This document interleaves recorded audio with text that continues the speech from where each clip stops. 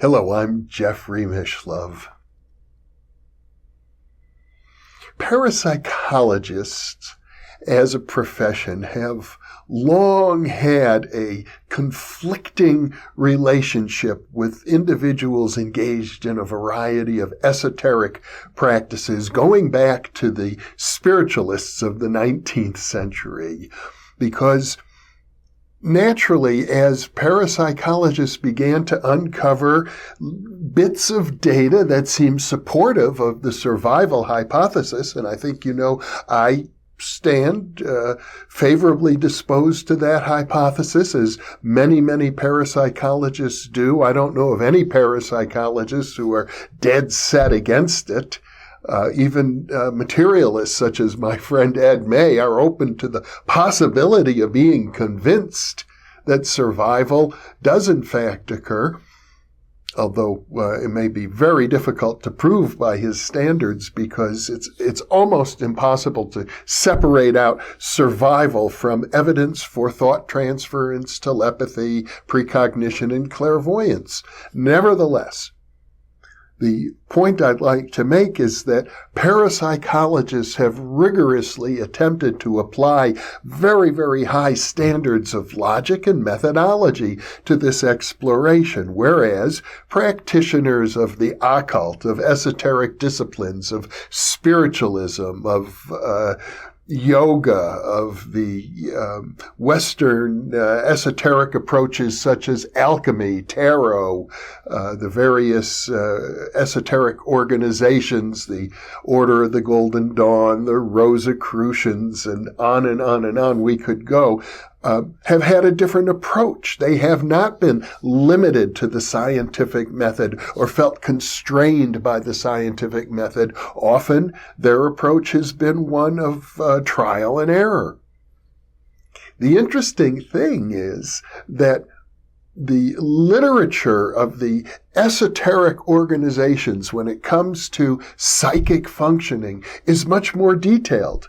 Now, parapsychologists have tended to dismiss it. If it's not scientific, then it's based on folklore, and folklore was considered, how shall I put it, beneath them.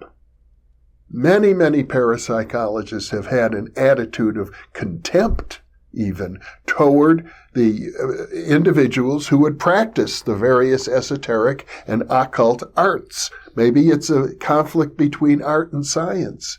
Now, speaking for myself and other parapsychologists who are sympathetic to my approach or have developed similar approaches along those lines themselves, well, they've challenged that attitude of contempt and hostility, because after all, minimally speaking, parapsychologists want to bring talented psychics into their laboratories in order to conduct research. And how is that research to be conducted if there is beneath everything an attitude of hostility or contempt or distrust to the psychics who work in the lab? And surely that exists because, amongst other things, parapsychologists don't want to be hoodwinked. They want to make sure that their experiments are rigorous and that the possibility of cheating has been eliminated. So there's been a certain tension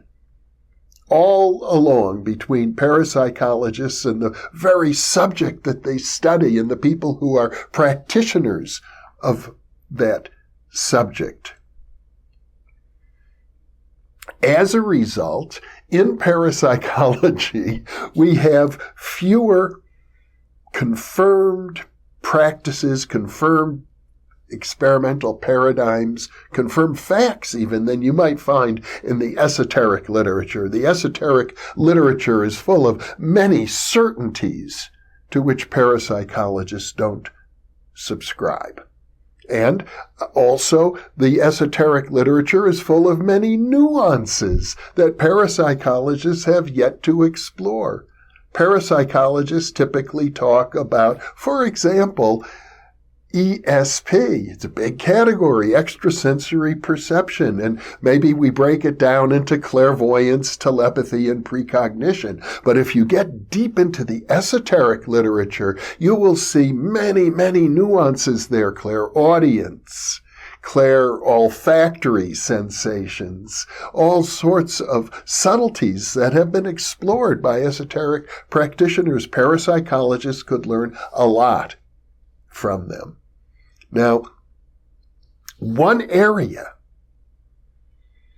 that overlaps a little bit is what I call telepathic hypnotic induction.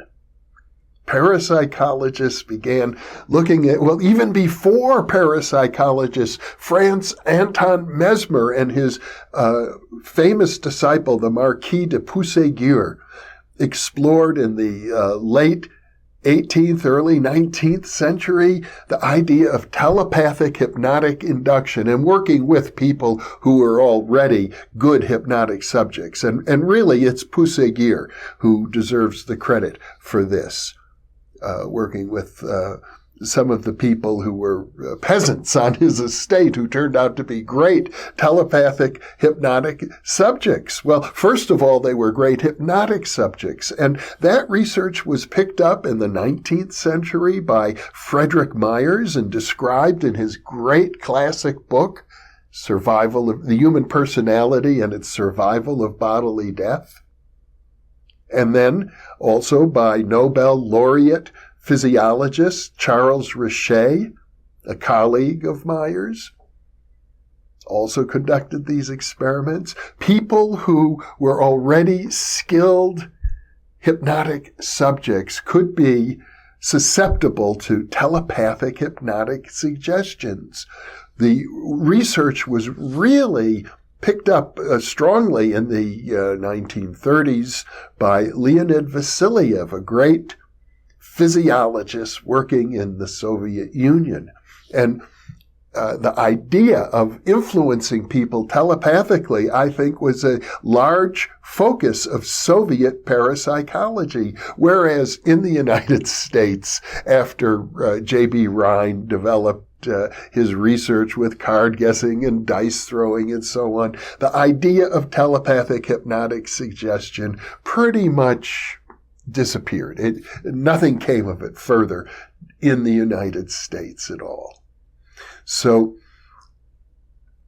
until my friend Jerry Salfin began doing research on psychic healing and developed the suggestion or the hypothesis that psychic healing really functioned as a result of telepathic hypnotic induction. The healer, working at a distance, according to Salfin, was giving telepathic hypnotic suggestions to the healee. And the healee accepted those suggestions and was using them, therefore, to heal themselves. A very interesting theory about how psychic healing might operate. Now, I have used the term telepathic transmission. In fact, I did so in the InPresence segment yesterday to refer to sometimes a feeling that I have. And I think maybe sometimes you can see it on my face. I feel it at this very moment. It's a feeling that I have that I'm transmitting something to you as I speak on these InPresence monologues. And I have to say this, it's not telepathic hypnosis. I'm not really transmitting a suggestion so much as an energy, as a feeling, as what my friend Ted Owens, the PK man, whom I studied for 10 years and whom I worked with to the point of actually taking his training program, in which he emphasized to me very clearly, he said, this is going to involve hypnosis. I'm hypnotizing you. And he did. I had two friends with me. We spent 3 days in a hotel room with him, mostly lying on the bed in a hypnotic trance. But he made a point of saying, it's not the hypnosis. It's not the suggestions that are really going to be affecting you. It's the psychokinesis. I'm transmitting psychokinesis to you. Psychokinesis, meaning mind over matter. The ability of the mind to create kinesis or movement, kinetic energy, a direct energetic transmission. It's different than telepathic hypnotic induction because, for one thing, the goal is not to induce a hypnotic state. If anything, the goal is to induce what you might think of as the opposite of a trance state, which would be a state of waking up, becoming more alert, becoming more aware of the things that are on the fringes of your consciousness. Reaching just another level of nuance, another level of subtlety, another layer of the onion being peeled away so that you achieve a new level of inner power, inner growth, inner wisdom, and perhaps even an opening of the heart. The capacity to open your heart, the capacity even to open your chakras, not just the heart chakra, but the other chakras, the throat chakra, the solar plexus chakra, to become basically an individual functioning at a higher level, an awakening of Kundalini, one might say, but not in a disturbing way, I hope. And I'd be very interested in knowing if those of you who view these videos, if you feel you're picking anything up, because what we're creating here is a daily dose, a little 10, 12, 15-minute, 8-minute booster every day, a reminder every day that you are much more, in fact, than we normally conceive ourselves to be. We all are. We all are so much more, but we need to be reminded